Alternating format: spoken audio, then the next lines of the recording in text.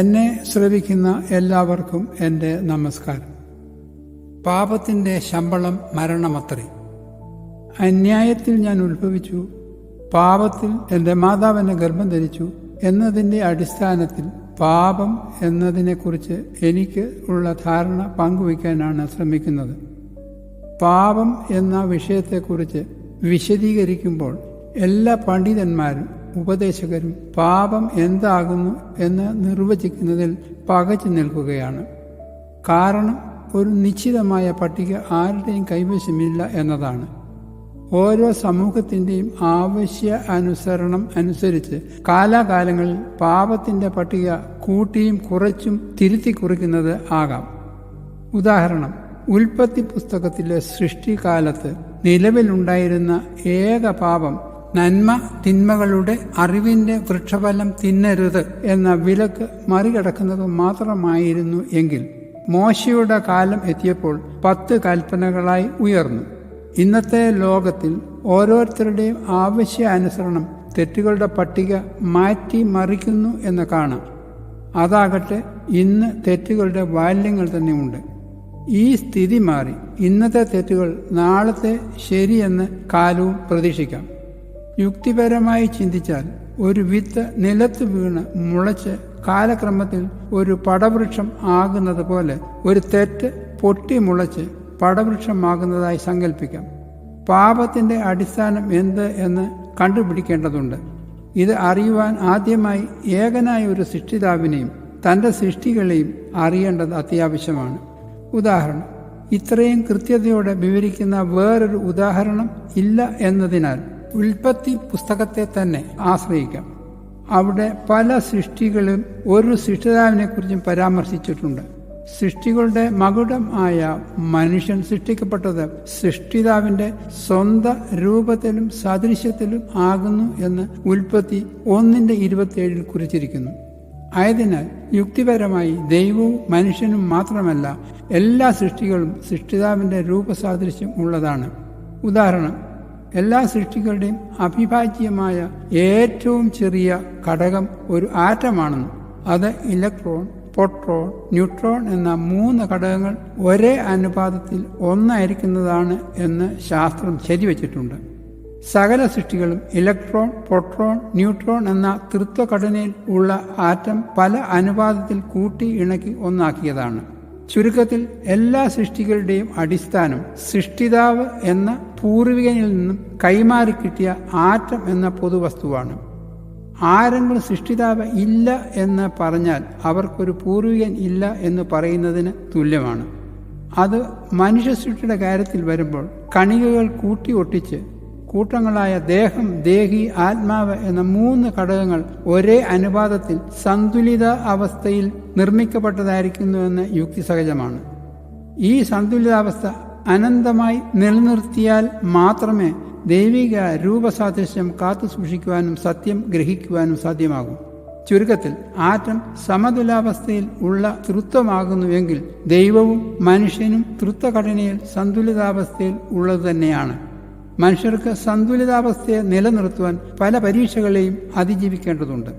അതിൽ ശരീരം പഞ്ചഭൂതങ്ങളാൽ നിർമ്മിതം ആയതിനാൽ അന്യനിമിഷമുള്ള പ്രവർത്തനത്തിൽ ശരീരത്തിൻ്റെ പോഷകങ്ങൾ എരിഞ്ഞ് അടങ്ങുന്നതിനെ പുനർക്രമീകരിക്കാതിരുന്നാൽ പട്ടിണി ശരീരത്തിൻ്റെ പോഷ അനുപാതകം കുറയ്ക്കുകയും അമിത ആഹാരം ഘടനയെ കൂട്ടുകയും ചെയ്യും. ഈ 2 അവസ്ഥയും ദൈവിക രൂപസാദൃശ്യം നഷ്ടപ്പെട്ട് മാനസിക സംഘർഷവും രോഗവും ദുഃഖവും മരണവും ഇവയ്ക്ക് അടിമപ്പെടേണ്ടി വരും. നഷ്ടപ്പെട്ട പോഷകങ്ങളെ പുനർസ്ഥാപിക്കുന്നത് ഭക്ഷണ പാനീയങ്ങളുടെ ഉപഭോഗത്തിലൂടെയാണ്. അതിനെ സുഗമം ആക്കുവാൻ ഒരു വശത്തെ പോസിറ്റീവ് മറുവശത്തെ നെഗറ്റീവുമായ 7 വികാരങ്ങളും അതിനെ സഹായിക്കാൻ 5 ഇന്ദ്രിയങ്ങളും 5 ജ്ഞാനേന്ദ്രിയങ്ങളും നൽകിയിട്ടുണ്ട്. അടുത്തത് വികാരങ്ങളുടെ പട്ടികയാണ്. ആഗ്രഹം, അനിഷ്ടം, സംതൃപ്തി, അസംതൃപ്തി, ജിതേന്ദ്രിത്വം, കാമം, ക്ഷമ, കോപം, വിനയം, നിഗളം, ഔദാര്യം, അസൂയ, ജാഗ്രത, അലസത. വികാരങ്ങളുടെ നേതൃത്വം ആഗ്രഹത്തിന് തന്നെയാണ്. ആഗ്രഹങ്ങളുടെ പ്രവർത്തനക്ഷമത ഏറ്റവും നിയന്ത്രിതമായ നിലയിൽ ആകുന്നു സൃഷ്ടിക്കപ്പെട്ടിരിക്കുന്നത്. അതുപോലെ മറ്റു വികാരങ്ങളും സന്തുലിതാവസ്ഥയിൽ ആയിരുന്നു സൃഷ്ടിക്കപ്പെട്ടത്. കൂടുതൽ കൃത്യതയ്ക്ക് വേണ്ടി വേറൊരു ഉദാഹരണം, കൃത്യതയുള്ള ഒരു ത്രാസിന്റെ ശാന്തമായ അവസ്ഥയിൽ പ്രലംബകം നിശ്ചലമായിരിക്കുന്നതുപോലെ വികാരങ്ങളും മനുഷ്യ മനസ്സും ഭക്ഷണപാനീയങ്ങളുടെ ആവശ്യം ഉണ്ടാകുന്ന അവസരം ഒഴിച്ചാൽ നിശ്ചലമായിരിക്കേണ്ട വിധമാണ് രൂപകൽപ്പന ചെയ്തിരിക്കുന്നത്. ഇതാണ് ദൈവസമന്മാരായിരിക്കാനുള്ള മാനദണ്ഡം.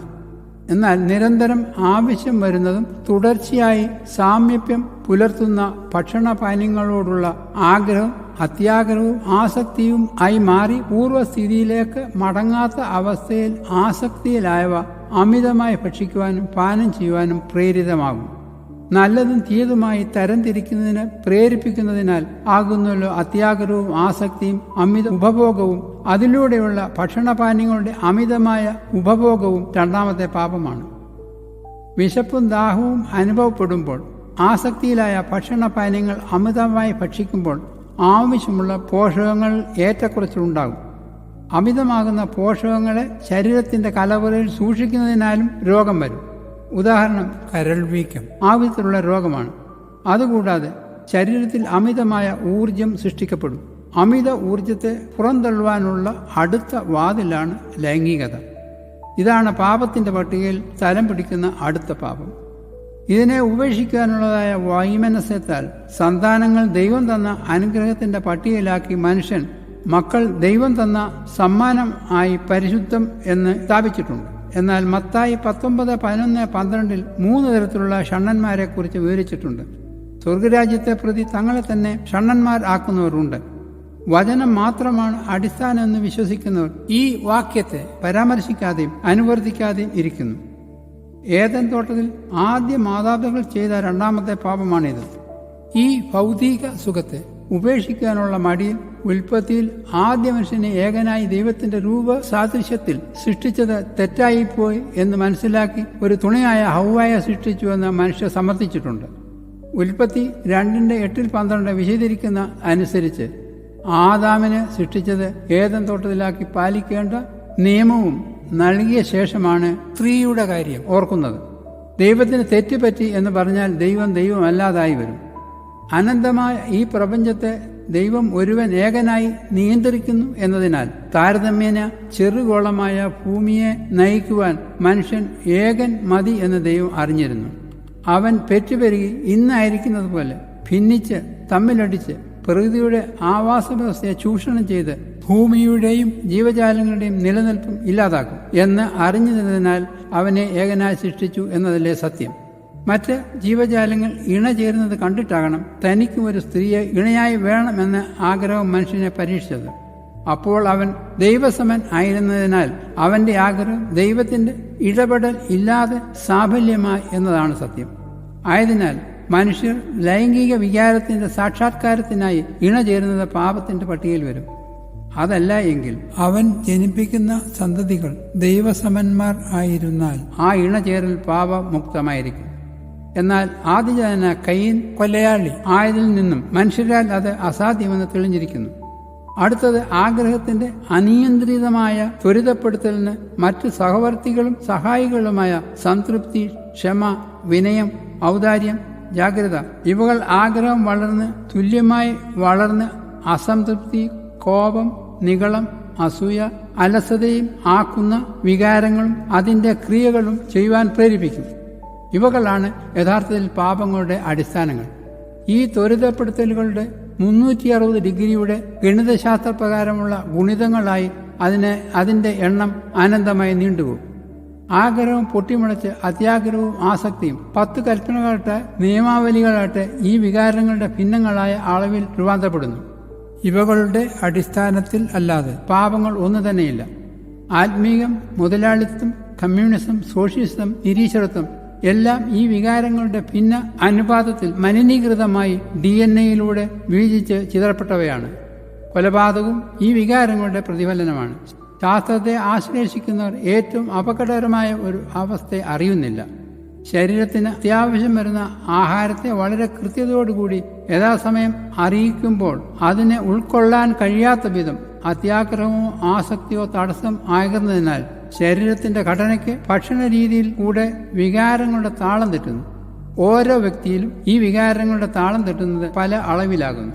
വികാരങ്ങളുടെ ഉയർന്നതും താണതുമായ പ്രസരണങ്ങളിൽ അവരുടെ DNA-യിൽ വ്യതിയാനം വരുത്തി തലമുറയ്ക്ക് കൈമാറുന്നതിനാൽ ഓരോ മാതാപിതാക്കളിൽ നിന്നും ഭിന്നരായ മക്കൾ ജനിക്കുന്നു.